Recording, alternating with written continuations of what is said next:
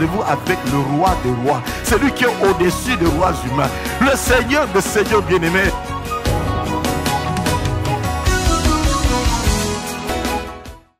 Matthieu chapitre 20, nous lisons partie du verset 20 jusqu'au verset 26b.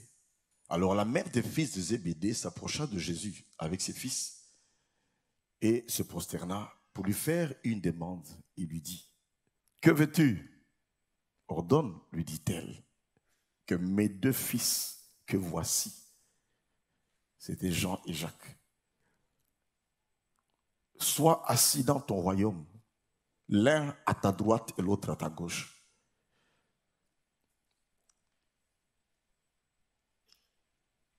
Bonne audace. Jésus répondit, vous ne savez pas ce que vous demandez. Pouvez-vous boire la coupe que je dois boire? Nous le pouvons. Là, c'est Jean et Jacques qui vont répondre, dirent-ils. Il lui répondit, il est vrai que vous boirez ma coupe. Mais pour ce qui est d'être assis à ma droite et à ma gauche, cela ne dépend pas de moi. Il ne sera donné qu'à ceux à qui mon Père l'a réservé. Les 10 ayant entendu cela furent indignés contre les deux frères. Et aussi vraiment pour qu'ils se prennent.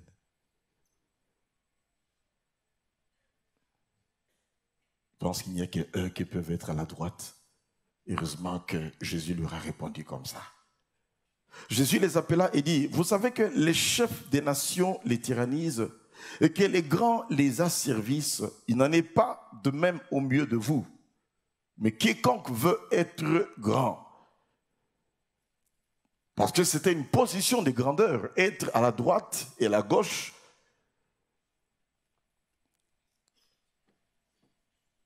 du Seigneur dans les cieux, c'est chercher une position de grandeur. Mais quiconque veut être grand parmi vous, qu'il soit votre serviteur. Et quiconque veut être le premier parmi vous, qu'il soit votre esclave. C'est ainsi que le Fils de l'homme est venu, non pour être servi, mais pour servir et donner sa vie comme rançon de plusieurs. Comme la rançon de plusieurs. Tu bénis ta parole encore maintenant, Seigneur. Merci. Accompagne cette parole dans le cœur de chacun. Être grand, selon Dieu. Éternel. Aide-nous à être grand selon Dieu. Car lorsqu'on est grand selon toi, on est réellement une vraie source de bénédiction. Ce n'est pas facile. Plusieurs sont appelés grands, mais parmi nous, les serviteurs de Dieu. Mais en parcourant, Seigneur mon Dieu, ta parole, et après avoir apporté cette série de prédications, je réalise que nous sommes encore loin, Seigneur, de cette grandeur, pour être de vraies sources de bénédiction. C'est pour cela que je te demande que tu nous aides, chacun d'entre nous, à saisir ce que tu veux nous dire encore aujourd'hui, et surtout de mettre cela en pratique. Merci de bénir cette parole ce matin encore. Au nom de Jésus, nous avons ainsi prié et nous disons Amen. Soyez grands selon Dieu. Dans nos précédents messages, on a eu à pouvoir apporter tout un tas de sous-points que je vais essayer de récapituler. Et curieusement, j'ai vu qu'on est arrivé à 12 points. Qu'on peut dire 12 caractéristiques qui démontrent qu'on est grand selon Dieu. On a vu premièrement que les grands, ce sont des gens qui portent des noms inspirés par Dieu. Deuxièmement, les grands sont des personnes qui sont sujets des réjouissances. Troisièmement, on a vu que les grands ne s'enivrent pas de vin ni de liqueur. Quatrièmement, les grands sont toujours remplis du Saint-Esprit. Cinquièmement, les grands sont des gagneurs d'âme. Ils se soucient des perdus. Sixièmement, on a vu que les grands ont la puissance de Dieu. Septièmement, les grands sont des réconciliateurs entre père et enfant, etc. père spirituel et fils spirituel. Bref, avec toutes les ramifications possibles. Huitièmement, on a vu que les grands ramènent les rebelles à la sagesse. Neuvièmement, les grands sont des gens qui sont humbles. Dixièmement, les messages des grands sont sans complaisance. Et tout cela, c'est à partir de Jean-Baptiste. Et le 11e point que nous voyons aujourd'hui, disons, le 11e sous-point, est grand celui qui est serviteur des autres. Amen. Dis à ton voisin, est grand celui qui est serviteur des autres.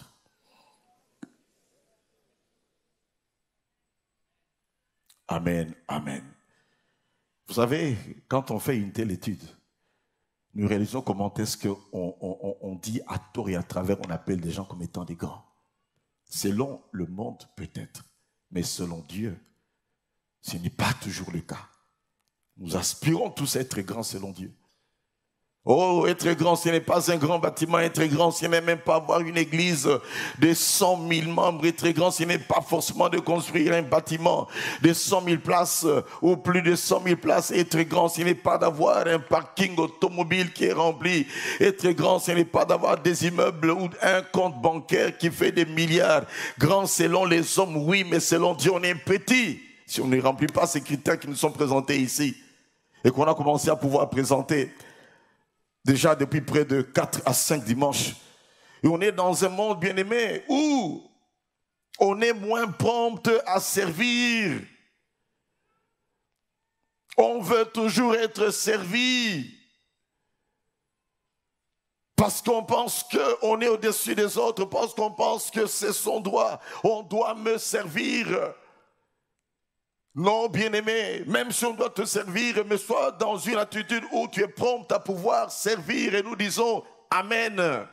C'est ça, bien-aimé, très grand également. Assez souvent, il y a la dimension centripète vers nous. Quand on parle de service, il faut qu'on me serve, il faut qu'on me donne, il faut qu'on puisse faire ça pour moi, il faut. Mais Dieu nous veut dans ces dimensions, bien-aimés, centrifuges, où à partir de nous, on cherche à servir, on cherche à donner, on veut être une bénédiction pour les autres. Et si cela nous animait, bien-aimés, nous serions très loin, nos églises seraient tellement remplies. Et si on avait cette intention de pouvoir toujours servir, croyez-moi, notre pays serait tellement loin. Parce qu'on est rempli de gens qui aiment se servir et toujours se servir. Et en plus de cela, être servi.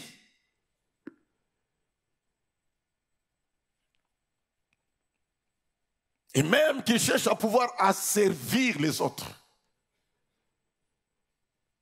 Les mettre sous une certaine domination.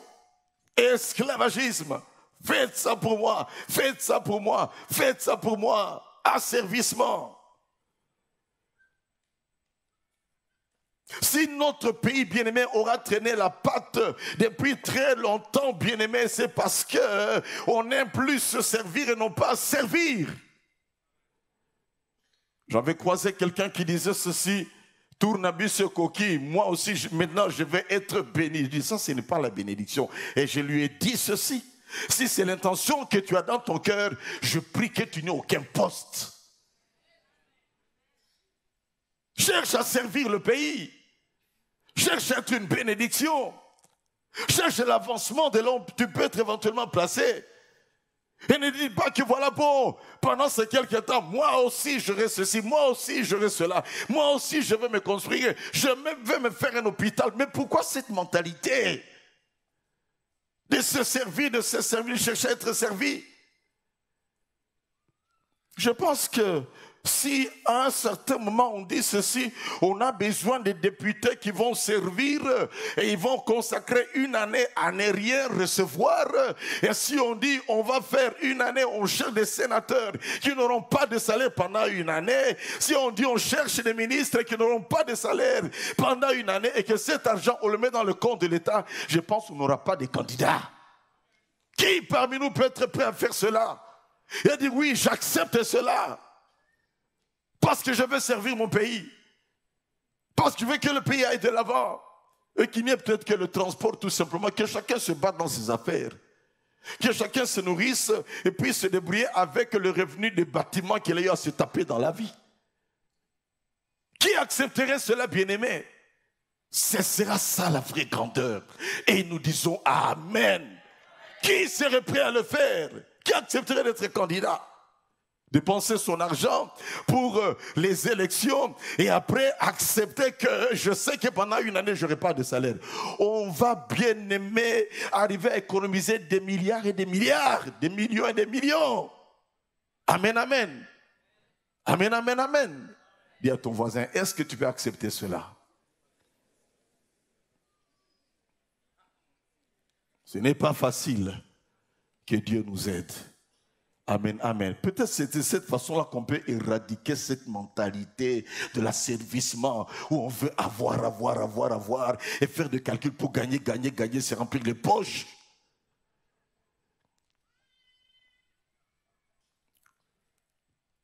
Je dirais même également dans les églises, dans les communautés où les gens se battent pour avoir des positionnements. Qui serait prêt à accepter que, écoutez, bon, on va avoir des élections dans notre communauté et il n'y aura pas de salaire pendant une année, tout l'argent qui va entrer, ça sera mis dans la caisse missionnaire. Qui va accepter cela? Qui est ce représentant d'une communauté quelconque avec tout son comité vont accepter pareille chose? Est-ce qu'on peut acclamer le Seigneur si on veut bien le faire? Ce n'est pas facile, hein? Ça sort de l'ordinaire, hein? Mais ça m'est passé par l'esprit, je n'ai pas écrit ça ici. Soyez transformés par le renouvellement de l'intelligence afin de discerner ce qu'est la volonté de Dieu, ce qui est bon, ce qui est agréable, ce qui est parfait. Et ce qui est parfait dans le domaine du service, c'est de savoir rendre service sans s'attendre à quelque chose. Et avoir la joie de rendre service. La joie de servir, autant il est dit, il y a plus de joie à donner qu'à recevoir. De même, il devrait y avoir également plus de joie à servir qu'à être servi. C'est très étonnant.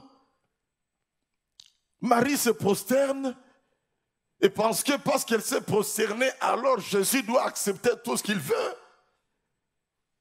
Ce n'est pas parce que nous adorons le Seigneur, parce qu'on se prosterne devant Dieu, que Dieu est obligé de répondre à nos requêtes comme nous le désirons. Vous demandez, vous ne recevez pas, parce que vous demandez mal, pour votre passion tout simplement, qu'ils soient positionnés l'un à gauche et l'autre à droite. Mais enfin, tu m'adores juste pour ça. Juste pour un positionnement. Et ce qui est étonnant ici, c'est que fais-tu? Il dit, ordonne. Que tu ordonnes, subjonctif, qui s'approche presque de l'impératif. Comme vous dites, il voulait presque donner ordre à Jésus. Que tu ordonnes. Je me suis prosterné. Oui, tu as bien fait de te prosterner. Mais ta demande est excentrique, elle est mal cadrée. Jésus répondit. Vous ne savez pas ce que vous demandez. Pouvez-vous boire la coupe que je dois boire? Nous le pouvons. Quelle audace. Tant mieux, vous pouvez. Mais être à gauche et à droite, ça c'est pas moi qui décide, c'est mon Père. Et après, il va aller dans cette dimension. Tu veux être grand, sois serviteur. Tu veux être positionné, sois serviteur. Enlevez cela de vos têtes, le positionnement. Cherchez à pouvoir servir. Et grand, c'est lui qui sert. M'entendez-vous, serviteurs de Dieu, collègues comme moi dans le ministère? M'entendez-vous, hommes politiques? M'entendez-vous, vous responsables, je ne sais à quel niveau? Tu veux être grand, sers. C'est la dimension de service que tu fais qui déterminera si tu es réellement grand. Sinon, tu peux être là où tu es. Si tu ne sers pas devant Dieu, tu es petit. Même si on t'acclame. Devant Dieu, tu es petit. Même si tu as une renommée, devant Dieu, tu es petit. Oh, j'étais très choqué positivement le jour où j'ai vu sur un réseau social un grand homme d'État dans un pays de la Scandinavie. Ils étaient en train de se promener Et puis, ils ont cogné quelque part, et puis il y a une tasse de thé qui a coulé par terre. Vite, il a pris un torchon. Les gens l'ont reconnu. On a voulu lui arracher. Il dit, non, non, non, laisse-moi faire. Il a essuyé, il a marqué ces gens. L'esprit de service. Si c'est nous, qu'est-ce qu'on dirait? Dis, essaie d'essuyer ça rapidement. Combien de fois on rencontre des papiers qui sont par terre dans l'église, et s'il faut être terre à terre. Même des bouteilles bien aimées dans l'église. Et on les passe et on passe et on passe. L'esprit de service fait qu'on peut se courber, on ramasse ces papiers pour dire je laisse la maison de Dieu propre. Combien de fois on a trouvé même des choses cassées, bien aimées dans nos latrines. Les gens qui n'utilisent pas bon escient nos latrines. On ne te voit pas faire ce que tu peux faire pour laisser tout cela propre. Amen, amen. L'esprit de service.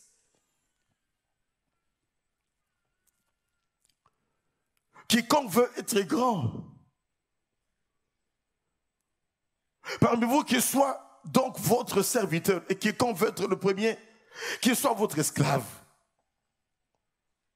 Être serviteur, c'est le mot diakonos qui est utilisé, le même mot qui est utilisé dans Actes chapitre 6, où les apôtres travaillaient tellement, ils avaient l'esprit de service, au point qu'ils n'avaient plus assez de temps pour la prière et assez de temps pour la parole. Ils ont dit, trouvons quand même des serviteurs, des gens qui aiment servir. Ils ont démontré qu'ils aiment le service. Trouvons des gens, ils ont choisi 12 diaconoi, 6 par 7 diaconoi, 7 personnes pour commencer à servir à table. Est-ce pour dire qu'ils n'allaient plus le faire? Pas du tout. Sûrement qu'ils ont vu comment Jésus lui-même avait l'esprit de service. Ils se sont dit, faisons comme le Seigneur Jésus. Mais à cause de multiples choses à faire, ils ont choisi des gens remplis de l'esprit. C'est pour ça qu'il ne faut jamais minimiser les diacres bien-aimés. Et que les diacres ne doivent pas non plus se minimiser, penser qu'on est limité seulement aux choses matérielles. Non, vous êtes appelés également à être remplis du Saint-Esprit. On a choisi des gens remplis du Saint-Esprit et de puissance, mais qui avaient l'esprit de service également, et service sacrificiel. Vous savez que quand vous terminez le culte ici, nous rentrons dans nos maisons. Il y a toute une série de diacres qui restent faire le comptage de fois jusqu'à 15h ou 16h. Sacrifice. C'est ça le service. Où on fait tout comme une vocation. Où on a la joie de servir, le plaisir de servir. Et sans s'attendre à une rémunération. Pendant que plusieurs vont siester, ou d'autres vont peut-être à Kinkolé, il y a de ceux qui restent ici, leurs femmes sont à la maison, ou leurs maris à la maison, leurs enfants sont à la maison, ils restent là faire un travail correct. Ou après tous vont signer, on a eu telle entrée aujourd'hui. Et tout ça, il faut remettre à quelqu'un qui doit tout garder également. Et ainsi de suite, le travail continue. Quiconque veut être grand, qu'il soit le serviteur de tous. Amen, amen. Des fois, ça peut être humiliant de faire quelque chose. Ça peut être humiliant.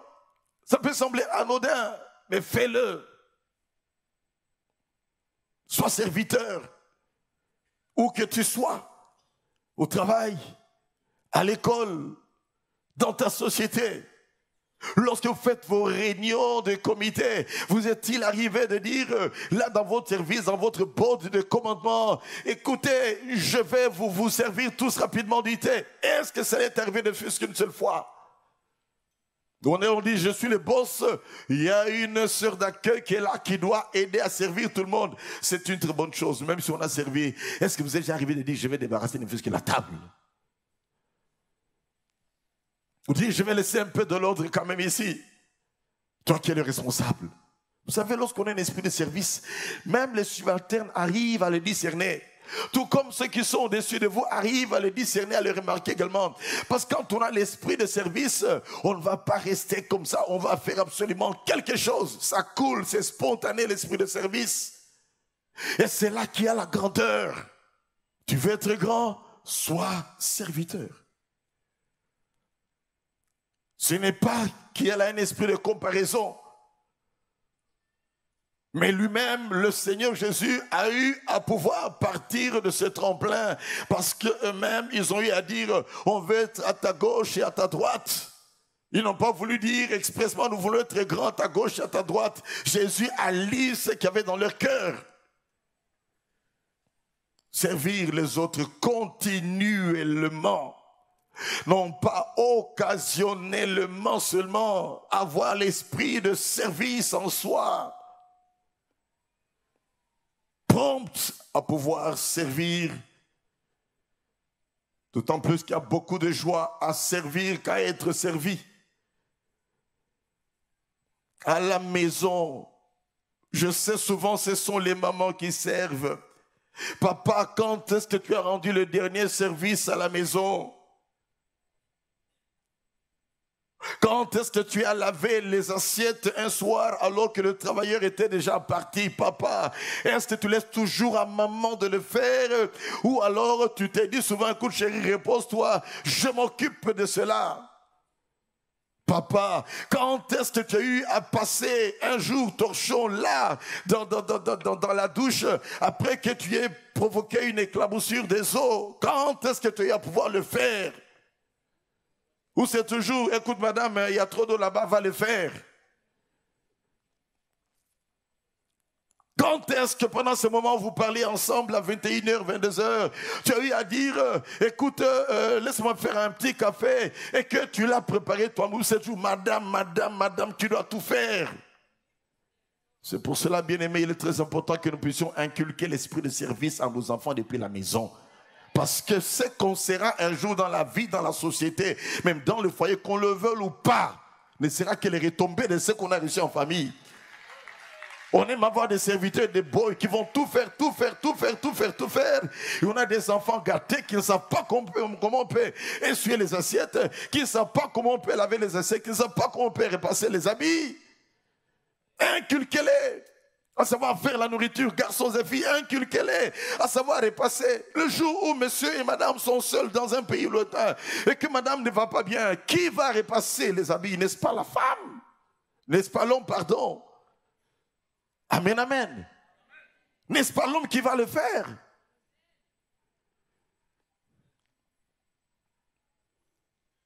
Nous gâtons trop nos enfants. On leur donne tout. Dès la naissance jusqu'à la fin de l'université. Puis on est étonné de voir qu'ils n'ont pas l'esprit de service.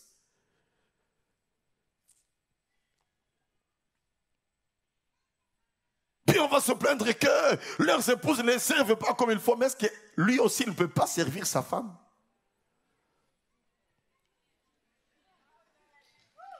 Amen, amen. Quand est-ce que monsieur, tu as eu à pouvoir plier le drap de lit le matin avant de quitter la maison? Quand l'as-tu fait la dernière fois? Ce n'est pas que c'est aussi dur pour la femme le matin plier encore. Tout le temps, c'est elle seule qui doit le faire. Quand est-ce que tu l'as fait la dernière fois? Mawako est solo. Mawa. On dit pitié, pitié, pitié. C'est vrai. Et c'est ça l'amour. C'est bien beau les restaurants. C'est bien beau de donner des cadeaux. Mais il y a aussi un service que ta femme peut attendre de toi. Que Dieu nous aide. Amen, amen. Jeunes gens, préparez-vous à cela. Ne dites pas, je vais me marier parce que je ne peux pas rester comme ça. Il me faut une femme à la maison. Pour faire quoi?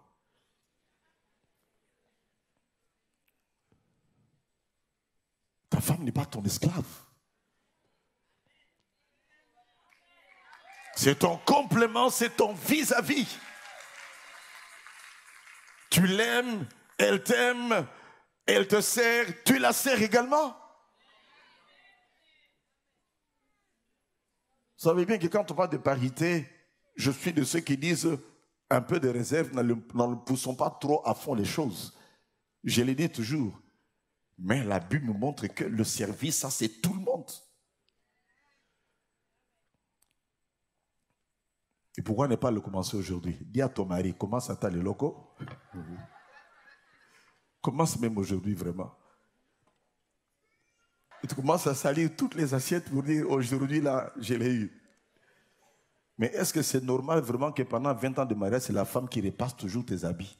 Est-ce que sinon, pendant 20 ans de mariage, c'est elle qui essuie toujours la table? Pendant 20 ans de mariage, c'est elle qui fait tout. On ne perd rien de sa masculinité lorsqu'on peut servir sa femme comme il faut. D'ailleurs, c'est une démonstration qu'on est un homme, hommément homme. Amen, amen. Pour ne pas dire ce que j'avais dit une fois quelque part dans une église, quand on n'est plus homme, hommément homme, on est comme une omelette alors dans ces cas-là. Le vrai amour donne, le vrai amour se donne, le vrai amour sert. Il ne cherche pas seulement à être servi.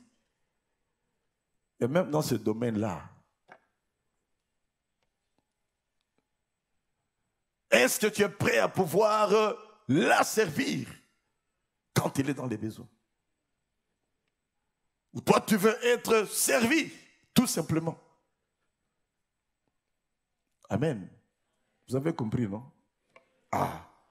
Tu veux seulement toi-même être servi, tu n'es pas prêt à servir. Laisse-moi, je suis fatigué. Laisse-moi, laisse-moi, laisse-moi. Oui. Mais où est ton amour dans ce cas-là? Et tu veux être appelé grand. Devant Dieu, tu n'es pas grand dans ce cas-là. Quand on est grand, on est serviteur. Amen, amen. Commencez ne fût-ce que par débarrasser la table aujourd'hui. Amen. Serre et serre encore. Après les réunions, même dans les salles ici qu'on balaye, dites à vos enfants, après les réunions à l'écodim, les enfants balayent la salle, enlevez tous les papiers, dites à vos enfants à la maison de le faire. Qu'ils les fassent à la maison, qu'ils les fassent également ici. Et quand on quittera cet endroit, chacun va regarder par terre, quel est le bout de papier qui traîne. Ne dis pas, c'est lui qui l'a fait tomber. Non, non, toi-même ramasse ce papier-là. On a en tout cas des bacs dans des coins pour pouvoir les y déposer. Jésus a été grand parce qu'il a été serviteur. Jésus puisait de l'eau pour sa maman. Jésus a été un bon charpentier. Il aidait son papa à pouvoir scier le bois. Jésus a servi, bien aimé, la communion à ses disciples. C'est pour cela que je n'aime pas rester là et puis bon, que les autres aillent servir. Je me sens mal à l'aise. Je préfère circuler également pour servir. Amen, amen. Jésus a même lavé les pieds de ses disciples. Si on l'a, on ne peut pas laver les pieds de 3000 personnes à cause du temps de 2000 personnes, mais je pense que Dieu nous fera grâce pour que je puisse ne fût-ce qu'avoir une séance une fois. On peut dire peut-être à une réunion de mercredi ou vendredi, on puisse laver les pieds des gens. Amen. Vernon l'avait fait. Ils avaient avec les anciens lavé les pieds des disciples. On peut dire que, écoutez, nous ne sommes pas plus grands que vous. Nous sommes là pour servir tout simplement. Amen. J'ai appris ceci au Japon. Lorsqu'on engage de nouveaux travailleurs, le PDG lui-même, le DGA, ainsi que tous sur son board, les grandes autorités, ils viennent bien aimés, je pense bien se cirer les chaussures ou laver. On fait asseoir les nouveaux engagés et ce sont les boss qui viennent pour commencer. Ouh là là, mon Dieu! Allez comprendre quelque chose. Connaissent-ils Jésus? Non! Ils sont dans le shintoïsme ou je ne sais quelle religion. Mais ils ont compris que pour que ces gens soient à l'aise, montrons-leur que nous ne sommes pas vos supérieurs. Nous ne faisons qu'assumer une responsabilité plus grande tout simplement. Sentez-vous à l'aise avec nous. Il lave les pieds. Quand est-ce qu'on pourra le faire dans notre pays bien-aimé? Qu'on puisse le faire un jour dans une entreprise où le PDG avec le DGA lave les pieds de tous leurs collaborateurs. Qu'on puisse le faire un jour dans ce pays bien-aimé où les responsables au Parlement puissent laver les pieds de tous les parlementaires. Où les responsables au Sénat puissent laver les pieds de ceux qui sont là dans le Sénat. Où le président de la République peut laver les pieds des autres responsables qui sont à ses côtés. Quand est-ce qu'on le fera? Plaise à Dieu que cela arrive un jour. Ce sera un signe de grandeur. Et qu'on est là pour servir, non pas se servir. C'est un choix que l'on fait, et un noble choix. Lorsqu'on veut servir, c'est un noble choix. Parce que là, on reflète l'image de Christ, qui était lui-même serviteur, homme de douleur habitué à la souffrance, et qui ne murmurait pas, qui ne réclamait absolument rien, qui le faisait de manière vocationnelle. C'est son cœur qui s'exprimait. Et que celui qui veut être le premier est dit qu'il soit votre esclave. Là, un autre mot est utilisé.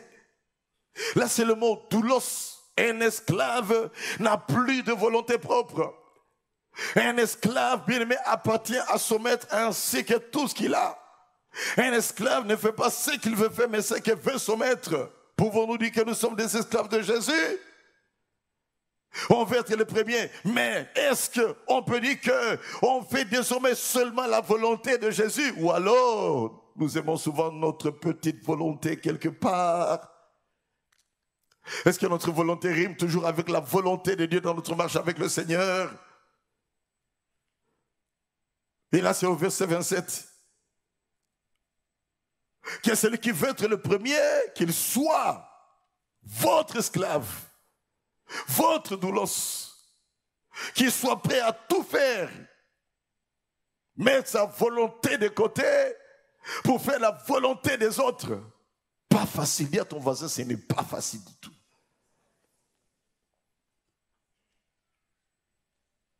Certains disent, je ne peux pas descendre à ce niveau, regarde, nouveau en terre, hein?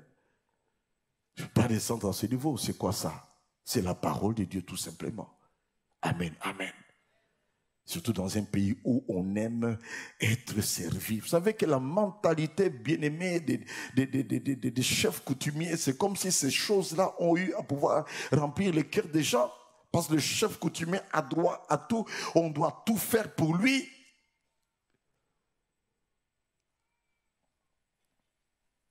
Il veut être honoré à tout moment. Prendre toutes les filles comme il veut. Et on n'a qu'à dire oui, oui, oui, oui, oui.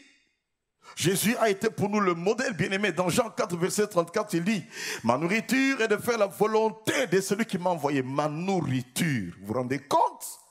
Faire la volonté de celui qui m'a envoyé. Servir mon Dieu, c'est ça ma nourriture. Vous savez, quand vous servez le Seigneur, ça vous communique une joie, une allégresse que rien au monde ne peut arriver à vous donner. Dites Amen. Lorsque tu as témoigné, gagné une âme au Seigneur, il y a une joie ineffable que Dieu te donne. Lorsque tu as été rendre service quelque part, il y a une joie ineffable que Dieu te donne. Quand on était enfant, oh, on aimait la nourriture. Tout en grandissant, on aimait la nourriture.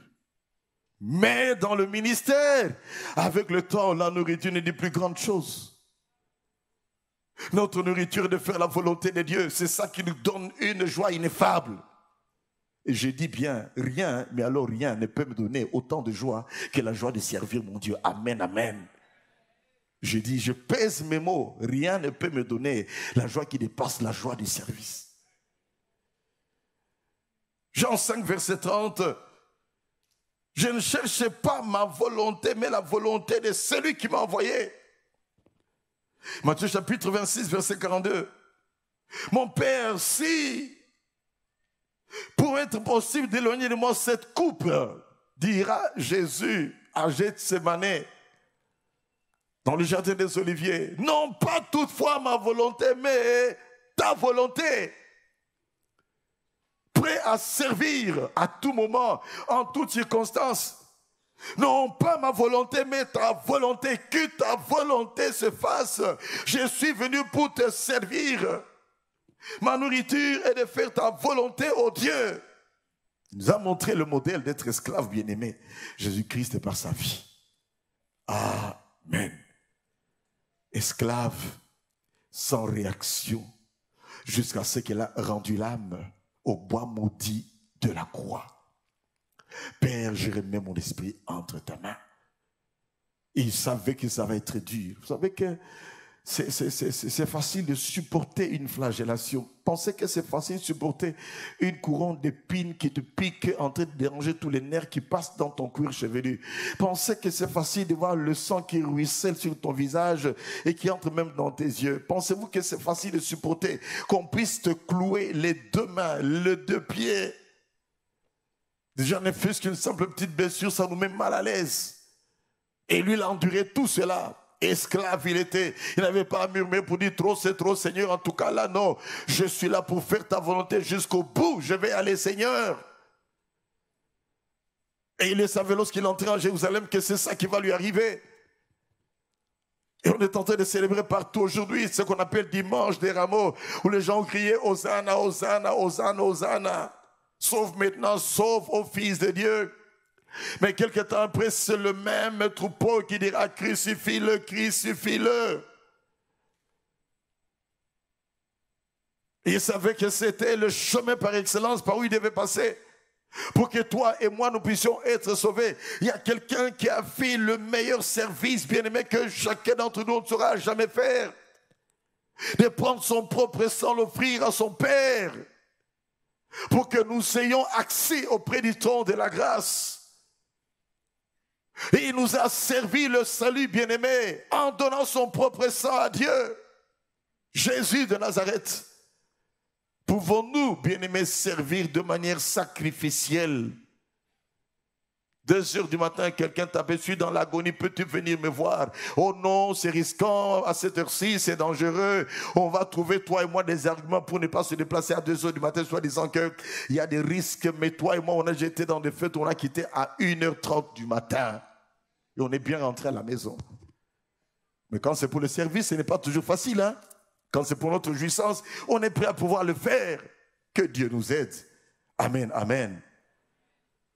Si tu veux être grand, sois le serviteur des autres et non pas asservir les autres.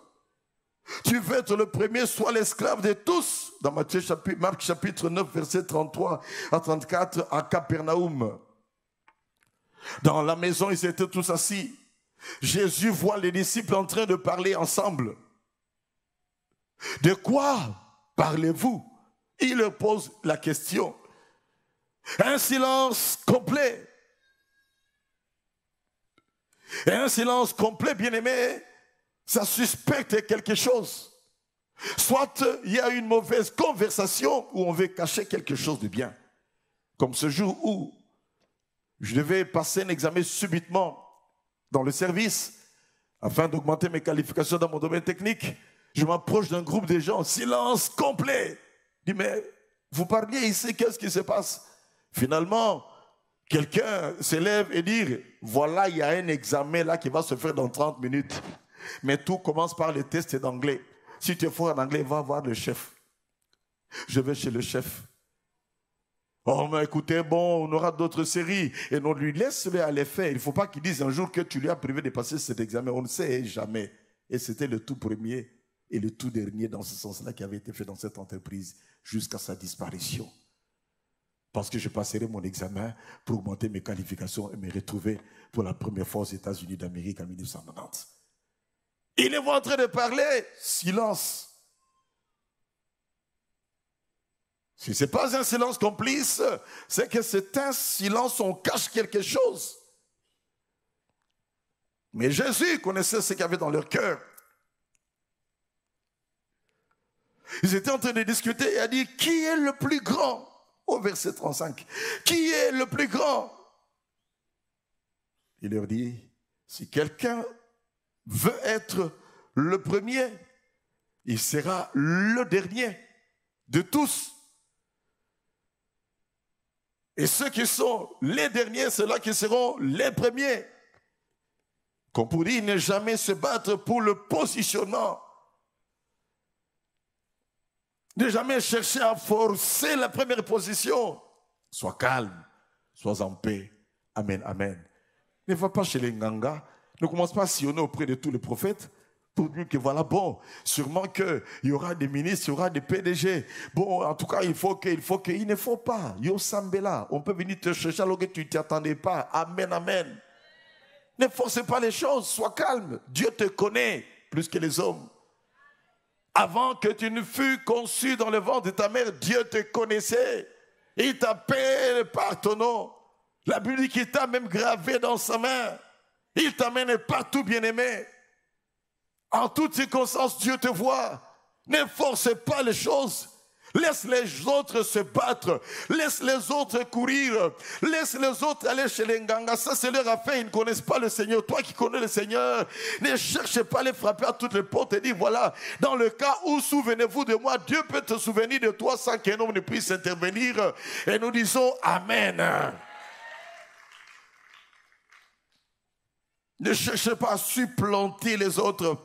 Ne cherchez pas à être plus considéré. Ne cherchez pas les honneurs dans la vie. Ne cherchez pas à écraser, dominer et arriver ainsi à pouvoir te faire respecter. Ce sont des méthodes mondaines. Dis à ton voisin, ce sont des méthodes mondaines. Mais toi, sois tout simplement serviteur. On a dans cette église bien-aimée des gens qu'on est allé chercher parce qu'on savait que ce sont des personnes valables. Ce sont des bons gestionnaires. On est allé les chercher et des titres, comment ça? Des élévations les ont cherchés.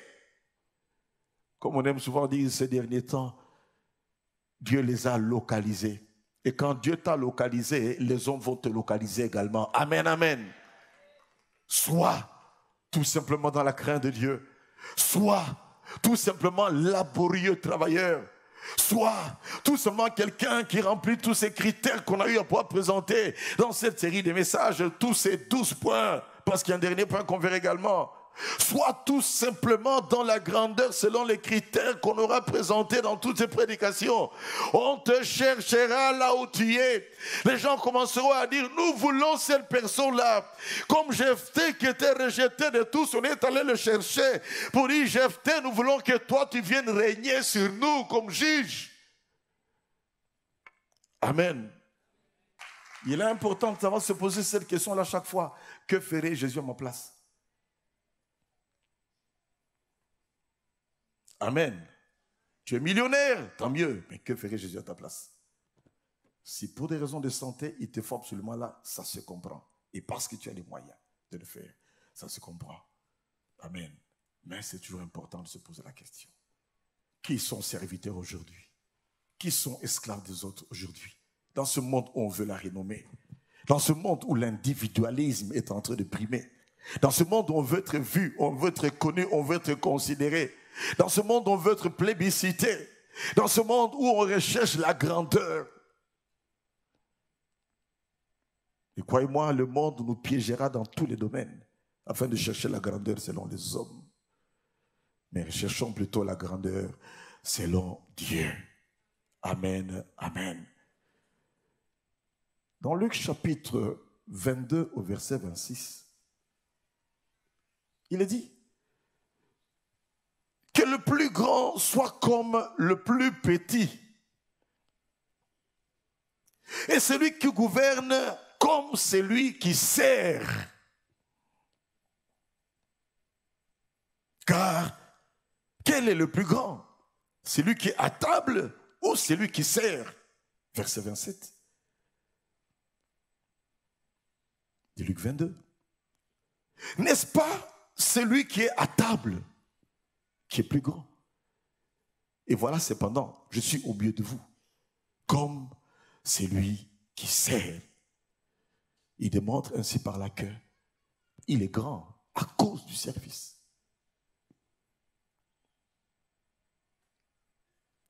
Dis à ton voisin, sers et tu seras appelé grand. Sers au service, sers en famille, sers dans les voyages, sers partout où tu peux passer, sers à l'école, sois serviteur. Sers à l'église.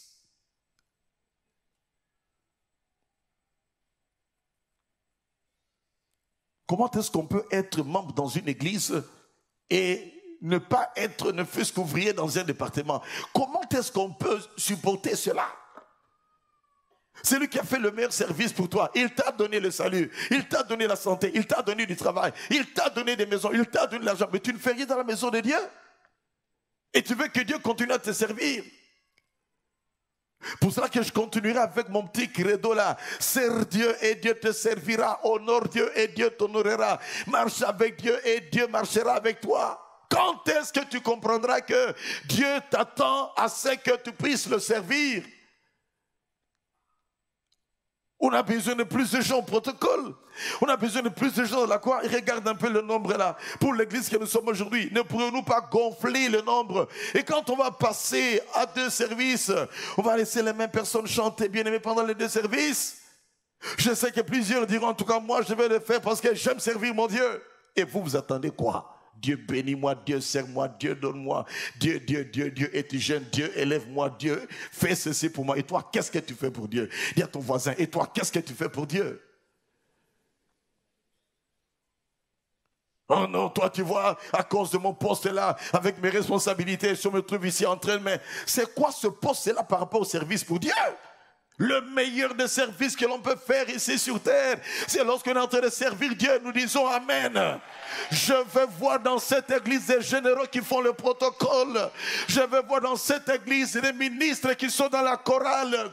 Je veux voir dans cette église, bien-aimés, des gens de tout acabit en train de servir dans les départements d'évangélisation. Pourquoi pas? Je veux en voir qui sont là pour dire, moi j'intercède dans la maison de Dieu.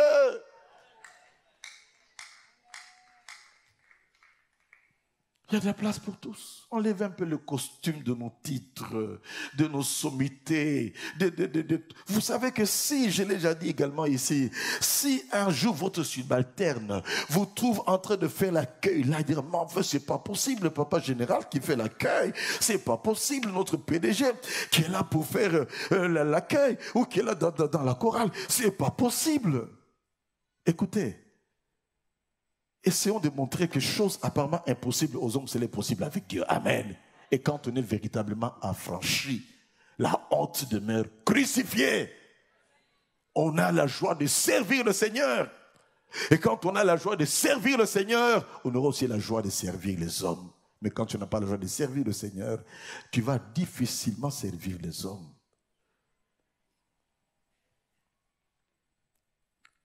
Et grand, c'est lui qui est serviteur. Enfin, est grand, celui qui pratique la parole de Dieu.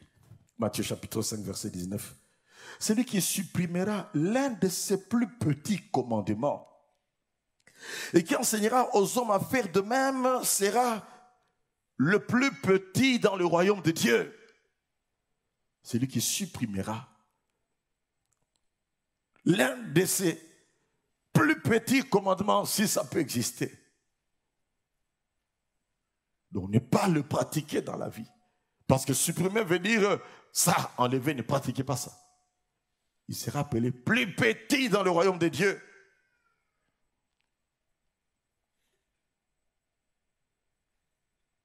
Mais celui qui les observera et enseignera à les observer sera appelé grand dans le royaume des cieux. Pratiquez la parole. Ça fera de nous des grands dans le royaume des cieux. Amen. Quand tu vis la parole de Dieu, crois-moi, même ton chef va te respecter. Il va commencer à te consulter même dans de tout petits détails. Et quand il sera en train de défendre certaines choses, il va commencer à dire, ah Seigneur, merci pour cette personne que tu m'as mis. C'est lui qui m'a donné telle pensée. Parce que quand, bien-aimé, tu vis la parole de Dieu, tu pratiques la parole de Dieu, l'onction de l'Esprit sera sur toi. Le Saint-Esprit va te donner des pensées, des idées, va te souffler des choses dans la prière que tu vas mettre en pratique, va te donner des secrets pour décanter des situations dans ton milieu professionnel. Et on dira qu'on bouge tout le monde, mais sauf celui-là. Si on ne bouge, je démissionne. Pourquoi? Parce que tu deviens une référence. Même si ce n'est pas pour les hommes. Quand tu es une référence devant Dieu, tu le seras aussi devant les hommes.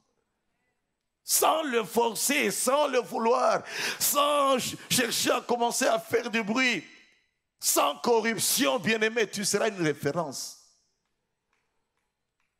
Lorsque tu es une référence devant Dieu, alors cherchons à être une référence, être grand devant celui qui est au-dessus de toutes choses.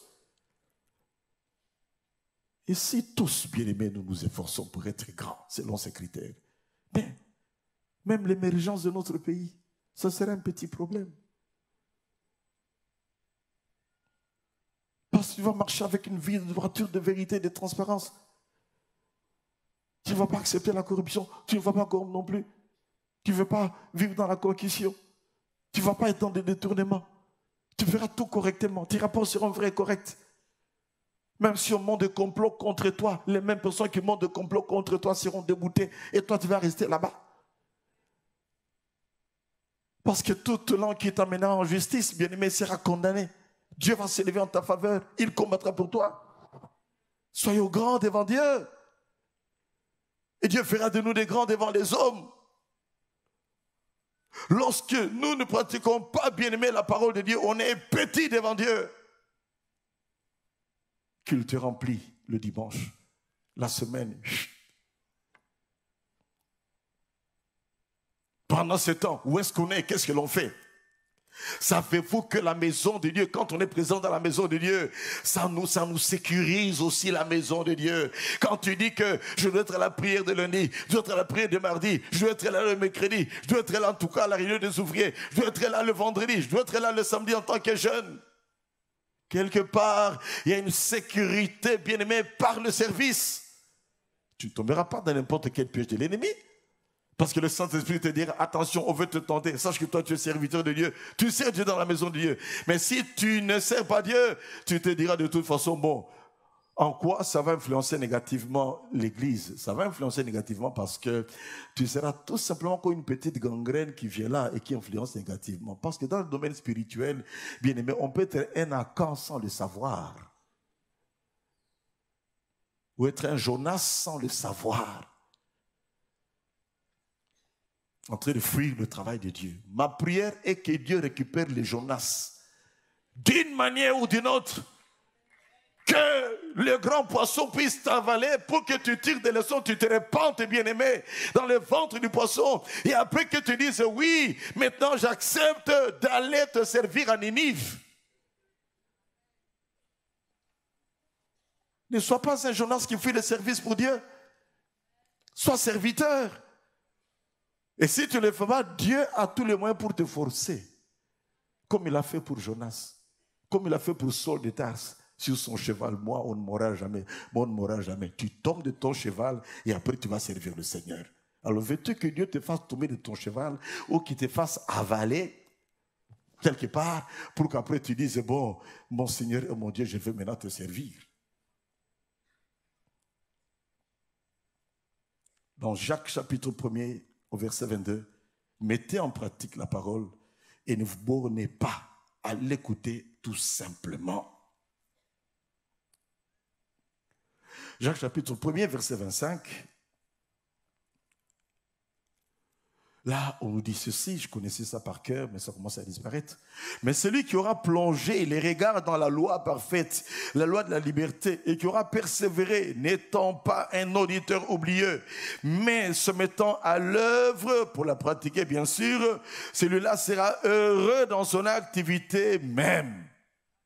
Ça ne fait que la suite du verset 22. Soyons grands selon Dieu, par le service. Soyons grands selon Dieu, en mettant en pratique la parole de Dieu. Et les faveurs de Dieu ne manqueront pas de nous accompagner.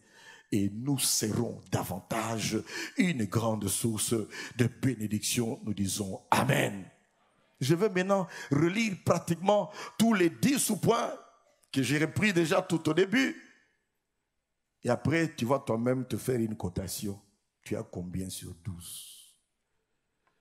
Les grands portent les noms, bien premièrement, inspirés de Dieu. Deuxièmement, les grands sont des sujets de réjouissance. Troisièmement, les grands ne s'enivrent pas de vin, ni de liqueur. Quatrièmement, les grands sont toujours remplis du Saint-Esprit.